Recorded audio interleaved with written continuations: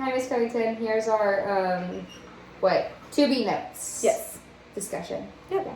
Okay, I can start for us. Okay. So the first section was the all the world is a stage part, and it was all about like controlling the physical atmosphere of your classroom. That's my first quote too. Yeah. Yep. Which right away it reminded me, I think it was Dr. Elsaw's class where we talked a lot about like having like calming colors in your classroom and just setting up your classroom environment in a way that's gonna make students succeed. Like for example, having like backpacks out of the what do you call that? The aisles. tripping hazard. Yes. Yep. So it reminded me of that. I feel like it just made me think more about what do I actually want my classroom to look like? How can I, how can it benefit the students the best? Mm-hmm. Okay, I had that too. Like, controlling the physical space of my room is one of my secret weapons. I'm the director, producer, stage manager, and lead actor for the 180 different performances that will take place in and around my room.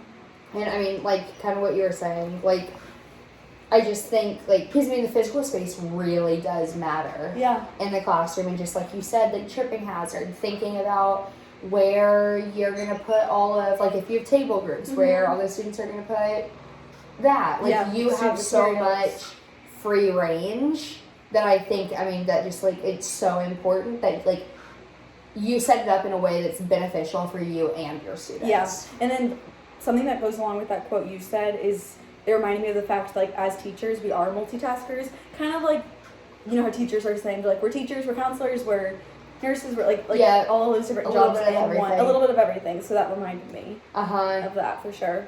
Another quote that I really liked was, if you're concerned about looking foolish in front of your students, the best advice I can offer you is get over it. Yes. Yeah. And, like, because I know at that point, like, I think in the story, or not in the story, in the book, they were saying, the author was saying just, like, how you have to kind of put on a show for the kids to get them engaged and everything.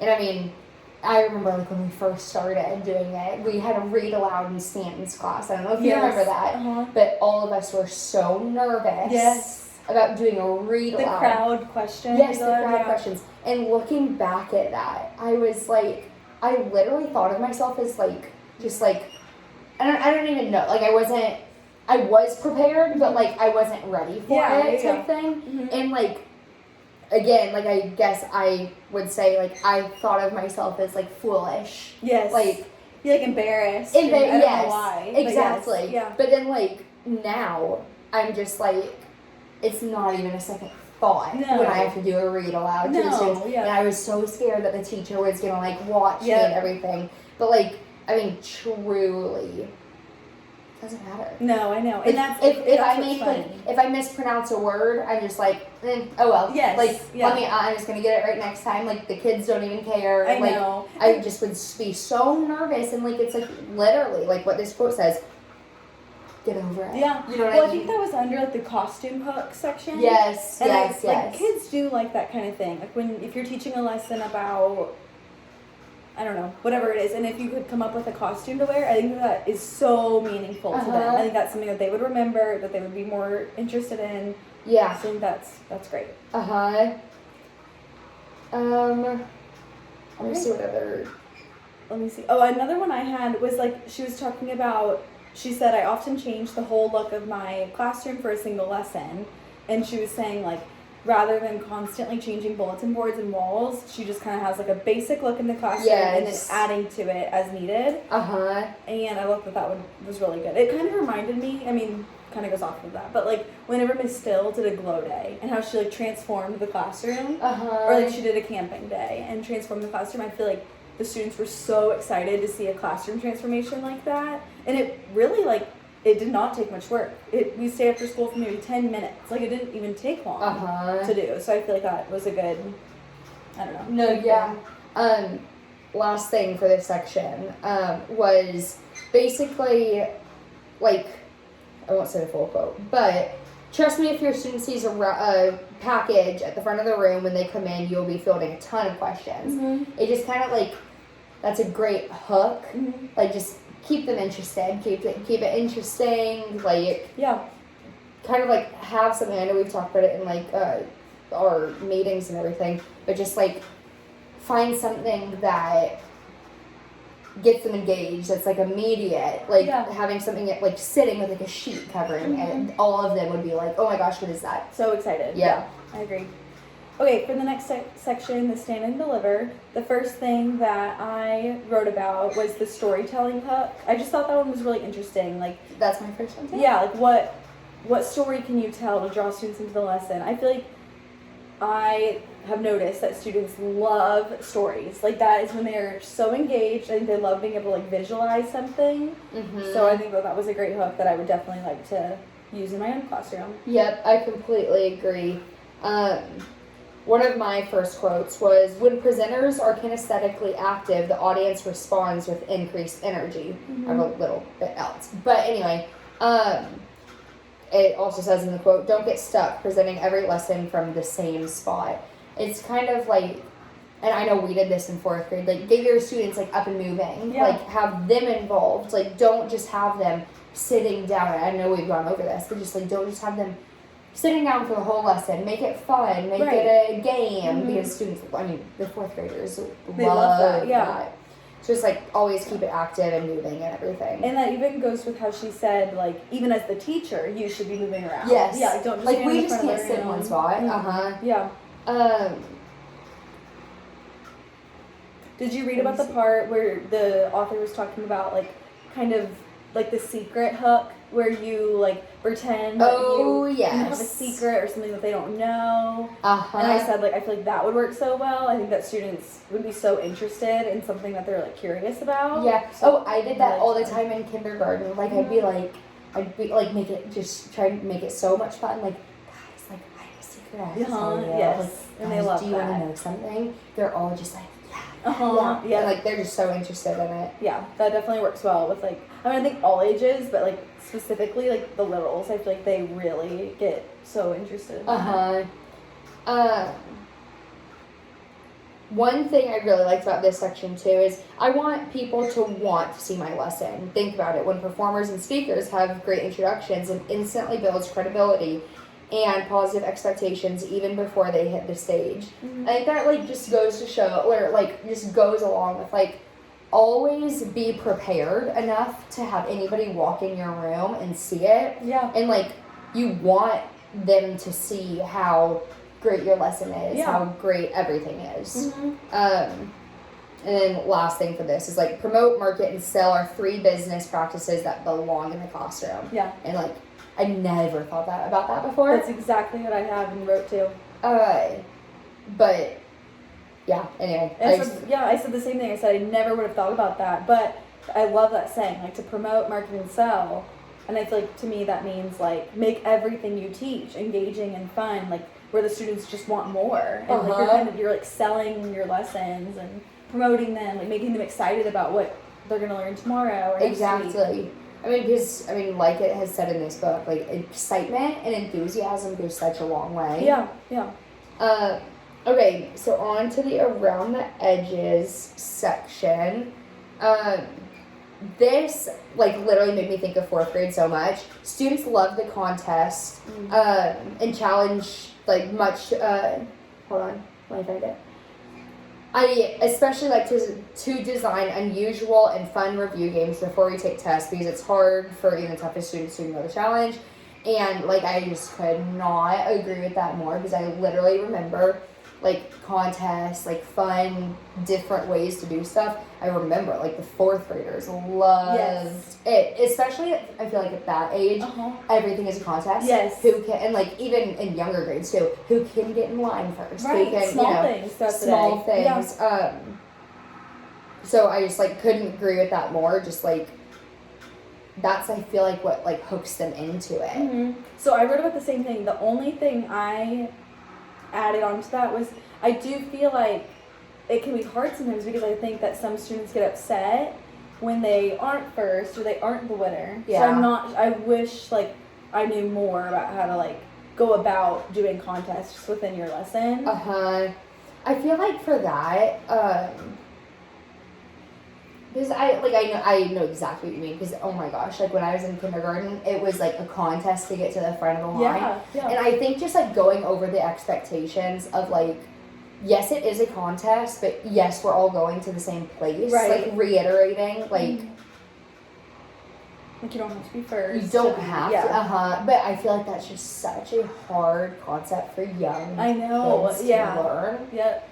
That I to completely agree. Like, I want to know more because I know, like, in the older grades, I did some of that, and I feel like when you're like, for the older grades, they understand it more than the younger grades. So, yep. I agree. Let me see.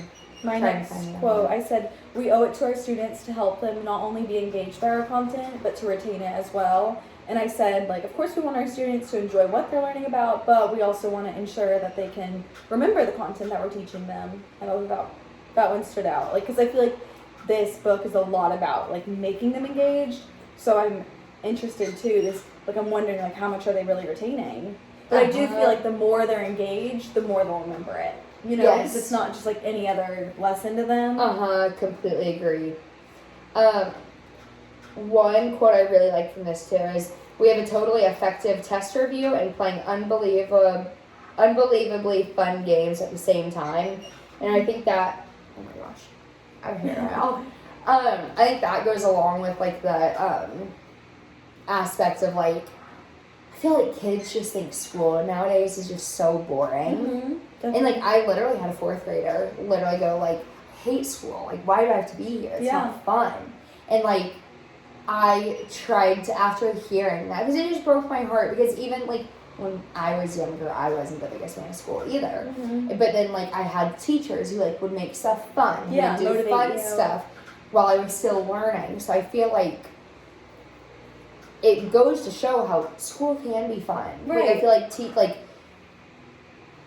like we need to be aware that, like, kids want to have fun. They're, like, tiny little kids. Like, all they think about is fun. So, like, I feel like we as teachers need to focus on, like, obviously learning. That's why we're there. But, like, adding in something that interests the kids in a fun way while teaching them. Okay, so down to the advanced tactics part. The first one that stood out to me was the Mission Impossible hook, like, kind of creating a lesson that's all about them solving a mystery. Yes. I feel like I have a personal connection to that. Like, just with my mom doing GT, like, not everything, but a lot of her lessons are, like, mystery based and just solving something. And so I felt like that was, and I know her students are, like, love that. Like, they definitely are so focused. They love it. So I thought that would be a good hook, like a good idea to do in our own teaching. Yep. One thing that I really liked from this section of the book is the technological revolution is not going to go away. Students are used to the ability to connect with each other and have access to information at all times. We can either fight against the irrepressible force, or we can choose to use it. And I think that just, like, because I know, like, I feel like just, like, because I know, like, in school we have, like, a 30-minute time limit for technology. And, like, I feel like just we need to be so, like, because technology is everywhere nowadays. Like, let's be honest, it's everywhere. And, like, I feel like just we need to use it to our advantage. Yeah, that's exactly what I put. Also, knowing the limit, because, I mean, kids are getting hours of screen time every single day. I think so using it in a correct way. Yes. And finding the correct way is just, I think, just so important. Yeah. But I do think, like you said, like, we have all the resources, we might as well use them to our advantage. I feel like, I mean, there's so many different online resources that you can pull from that, like, would teach a lesson even better than we could. Yeah. And I feel like, well, just like Mystery Science. Yes. Like, I feel like that's a prime example. Yeah, shows, like, real videos and pictures of yes, things. and how, like, good technology is for that use. Kids are so into it. I mean, it was silent in the first and kindergarten grade that I was in, and I'm still in. But, like, I just think, like, Mystery Science is a perfect example of it because they are so into it. Yeah, I agree. I feel like there's a lot of technology used in this. I won't say all those quotes.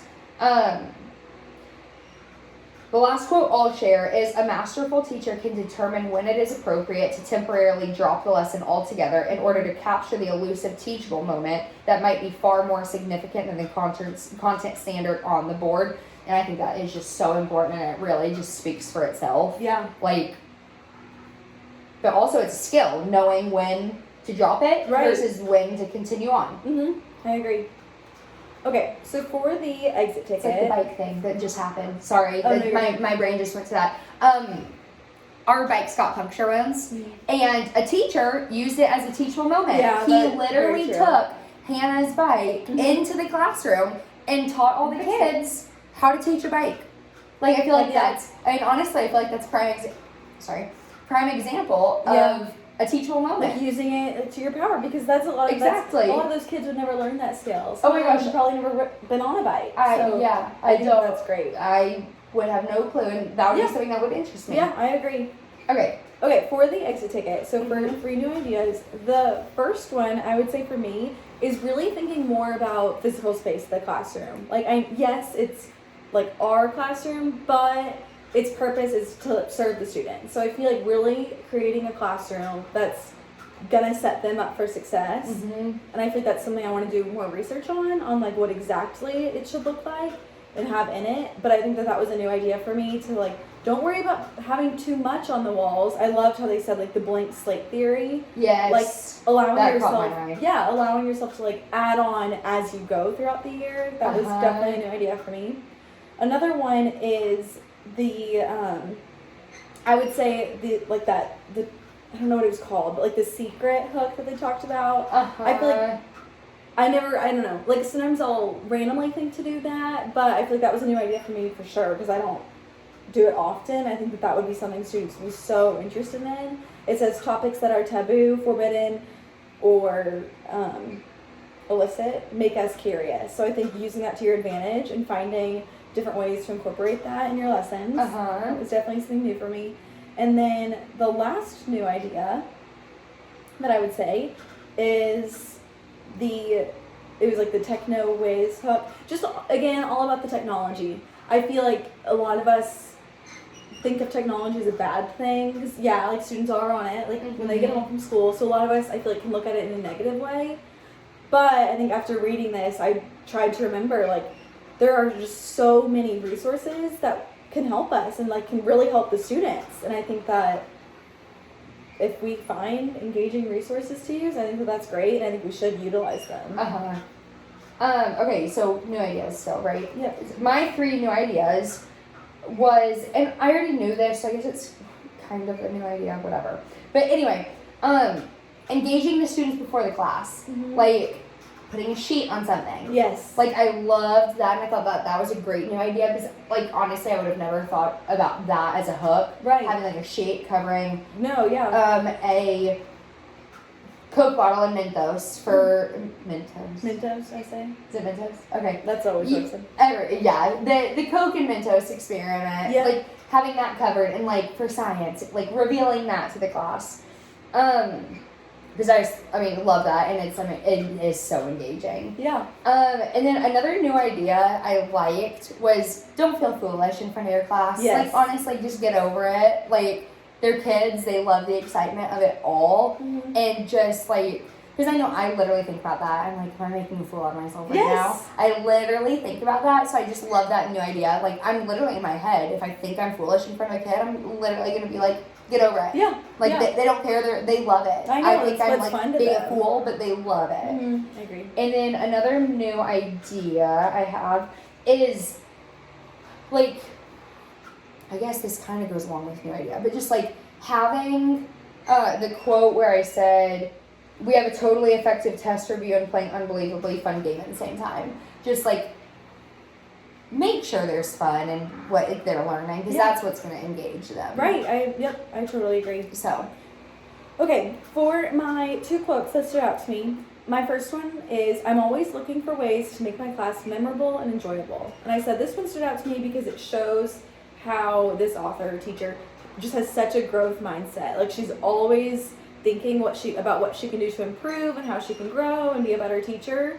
And I think that stood out to me because, that's how I want to be. I feel like I always am trying my best and trying to learn more. Mhm. So that one for sure stood out. And then my second one is, nothing is more powerful than a master teacher standing before a class of students orchestrating the learning experience. And this one stood out to me because it reminds me of the idea that as teachers, like, we're there to kind of facilitate our students' learning and lead them in the right direction, which goes along with the teachable moments that you were talking about. I think, of course, like, letting your students figure out a lot on their own, but still, like, kind of like steering them the right way and help, like, supporting them as they go. I think that was super important to me. Yep. Okay, so 2 quotes that stood out to me was, we owe it to students to help them not only be engaged by our content, but to retain it as well. Mm-hmm. And I mean, I feel like that quote just really speaks for itself. Just like,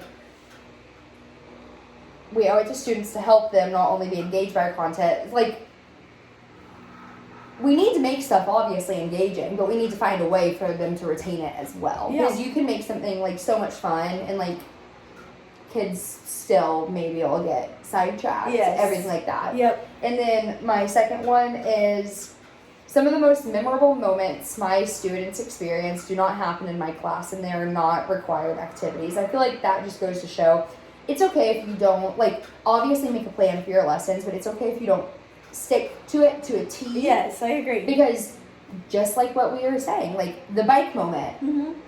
that wasn't planned. Right. That wasn't an activity that they had planned, yet all of the students learned how to change a bike. Yeah, exactly. And like, that's such a memorable, like, moment that wasn't expected or required to do. Right, I agree. Okay, so then for my idea that I want to embed into my teaching next week, I would say the storytelling hook. I think that what I've done a lot in first grade and what I want to continue to do is where I start the lesson by saying, like, okay, everyone, close your eyes, like, and picture what I'm saying, you know, like, visualize my words or whatever. Mm-hmm. And then I think starting out with I don't know, whatever my lesson's going to be on, just starting it out with having everyone close their eyes and really visualizing and just getting them really hooked onto the lesson before we even get started. That's my plan. I think mine is The Secret. Okay. And I know I already, like, do it back at home, but, like, keeping that up with doing it, because I know especially in the younger grades, like, they love it. They love it when, like, they think they're hearing, like, yes, the most, like, secret, like, the secret of secrets. Mm-hmm. Like, they just are obsessed with that. Yeah. And I think that's part of it, like, the engagement Mm-hmm. is that they are just so engaged with it and love it. So I think just keeping up that, like, secret hook that I kind of do. That's great. Okay, All right. well, we'll talk to you in 2 hours.